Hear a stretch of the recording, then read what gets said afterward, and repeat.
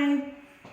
I wanted to share a book with you. Today's St. Patrick's Day, and of course it's the coronavirus, so we don't have school, but I have my green on, and I wanted to share a book that takes place in Ireland, and it would have to do with St. Patrick's Day then. Okay, this one's called Jamie O'Rourke and the Big Potato. It's an Irish folktale. Jamie O'Rourke was the laziest man in all of Ireland. He would do anything to avoid working, especially if it had to do with growing potatoes. Jamie O'Rourke, his wife Eileen would say, "We'll have nothing to eat this winter if you don't go out and dig up the pratties." "Oh, the saints preserve us," Jamie would whine. "Me back's as sore as can be. Sure as I'm telling you, wife, you'll have to dig them up yourself. I'll break in two if I so much as get up out of this bed." So Eileen, who had done all the planting and all the watering and all the weeding anyhow, would go out to the tiny garden and dig up the smallest potatoes in Ireland, all because Jamie was too lazy to dig a larger garden and had no money to buy good potato seeds. Then poor Eileen wrenched her back and was laid up in bed. St. Bridget and the Virgin Mary herself must have smiled on Eileen O'Rourke, the village women said. Why, it's the first time she's had since she married Jamie O'Rourke. With Eileen in bed, Jamie began to worry. No Eileen to dig meant no pratties all winter, and no pratties meant no food. "Oh, poor me," wailed Jamie. "I'll starve to death. I'd best go to church and confess to Father O'Malley. There's no telling how soon old death will be knocking on me door." So even though it was midnight, Jamie set out for the church. He was about halfway down the hill when he heard singing and a tap, tap, tapping sound. "Sure as I wouldn't be knowing," Jamie whispered, "but I swear it's a leprechaun." And sure enough, sitting in a circle of ferns in the moonlight was a leprechaun, singing and hammering tiny nails into the heels of fairy boots he was making. Jamie knew just what to do. He crept up and grabbed the little man by his coattails, and he held firm. Let me go, the leprechaun shouted. "Not on your life," Jamie said. "Not until you show me where you keep your pot of gold." Now everyone in Ireland knows that leprechauns make boots and dancing shoes for the fairies, who pay for them with gold. And everyone knows that if you catch a leprechaun, he'll pay for his freedom with his pot of gold. But this leprechaun was cleverer than most. "Oh, please, Mr. Mortal Man," he pleaded. "I'm just starting out making fairy shoes, and I only have 1 or 2 pieces of gold in my pot. Would you take a wish instead?" "Why, what would I wish for?" Jamie asked. "Me who's about to die of starvation because my wife is sick in bed and can't dig up the potatoes for the winter. And they're such puny potatoes anyway." "Well," said the leprechaun, reaching into his pocket, "you could wish for the biggest potato in the world. It would last all winter. And if you wouldn't have anything to do more than plant this seed, water it, and just wait." That sounded wonderful to Jamie. "Done," he shouted, and he let the leprechaun drop the seed into Jamie's hand, and Jamie let go of his coattails, and off that leprechaun scampered.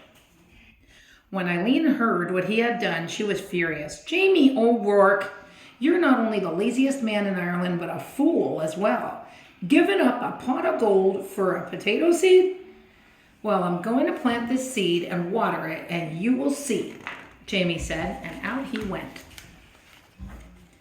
And faith, Eileen did see. In no time at all, the biggest, finest potato plant had sprouted out of the ground, followed by the potato itself. It was so big it pushed up not only all the dirt in the garden, but the garden shed and the corner of the cottage as well. "Well, surely it's ready to dig," Jamie said proudly. He hoed all around it, but he couldn't get that pratty out of the ground. He got a beam and a big rock, and he tried to pry it out. He pushed and he pushed, but it wouldn't budge. And as he was pondering what to do, his neighbor passed by on his way to the village. He could not believe his eyes. He couldn't wait to tell everyone in the village what he had seen, and before you knew it, the hill up to Jamie's was filled with villagers coming to see the giant potato. "Where did it come from?" they asked. Jamie told them about the lucky night that he caught the leprechaun and how smart he had been. Why, anyone could have gotten a pot of gold, he bragged, but the biggest potato in the world, well, that took some doing. However, did you outsmart a leprechaun? They all asked at once. Jamie hesitated, and he scratched his head, and he said, well, we'll help you dig up your pratty, Jamie, if you'll tell us how you did it. And they grabbed shovels and hoes, and they started to dig. They dug and they pushed and they shoved until the potato finally got out of its hole. It rolled down the hill faster and faster until it reached the bottom, where it bounced up high and it came to a stop wedged between the stone walls of either side of the road. So now it's in the road. What do we do now?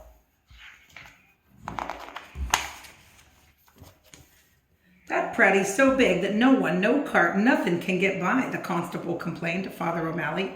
How's a body to get in and out of the village? What shall we do? The villagers wailed. Then they all looked at Jamie and said, well, it's your potato. You have to move it out of the way.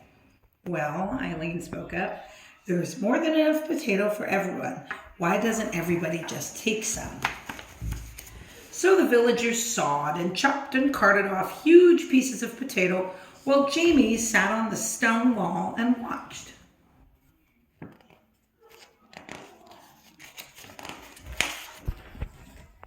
And all winter long, everyone had potato to eat, and eat, and eat, until no one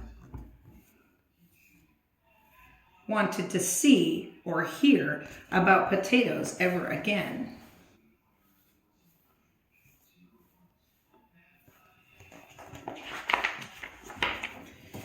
In the spring, Jamie said, hey everybody, I saved a potato eye for the seed, and it's just about time to plant it.